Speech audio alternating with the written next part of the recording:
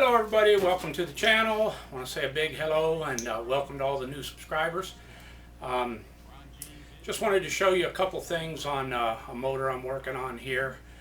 I've got 2 or 3 engines that I'm doing right now, but this one kind of caught my interest, just some of the stuff I found, and so I'm going to walk you out there, just be a little quick video on this what I call low profile 40. I think it's a 1989 Evinrude. So let's take a look at her.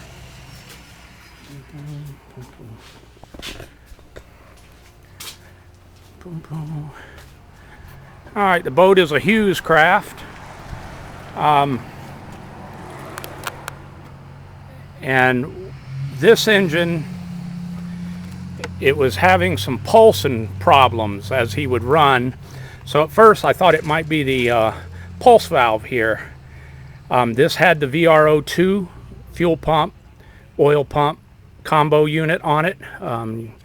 And so what I've done is I replaced it with a regular fuel pump.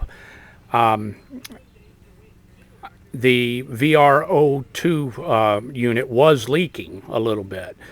So I thought this might be a better way to go on this motor. This engine has had a long history of problems. I worked on it a couple years ago with some fuel leaks and so forth. And some of that I just found because they were using vacuum lines instead of actual fuel hoses. So I'm thinking that might have been collapsing on them. So I went with the single fuel pump setup, took off the VRO2. He was mixing his own fuel anyway. So I thought, since he's mixing anyway, let's try and simplify things and clean all this up. So as you can see, the carburetors are off, starter's off. There's the carbs. So I'll clean both of them and make sure they're up to par. Motor had a lot of issues. As you can see, that says 35, and you can see that's stuck right over top of a 40, and this is indeed a 40 horsepower. The reason why they put that 35 on here is because some of the rivers that we have, the salmon rivers around here, have a 35 horsepower maximum rating on the rivers. So that's their way around that, is they'll put them stickers on there, and if Fish and Game stops them, they'll say they've had new jets put in the carburetor. Take that for what you will. Anyway, this one, like I said, had a lot of carburation issues, fuel pump issues. Here's the old VRO2 pump that was on it, and they had the oil line blocked off with just a piece of hose and a bolt, which is fine.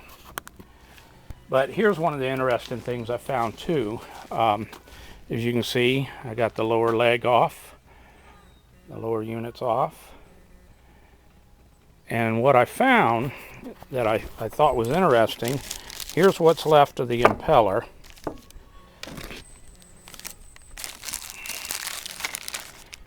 So I got all that out of there, including those bolts. They were actually in the water pump housing area. And so this whole water pump, now the reason what I wanted to point out, hopefully you can see it, you see all the bubbles here? See all the bubbles on top of this surface here where she was melting and bubbling? This thing got hot. So so I'll see if I have a water pump, and if not, I definitely will be getting one, because this is shot. But yeah, those little bolts, and I don't know what they went to, but they were actually inside here. And you can see it chewed that impeller up. So anyway,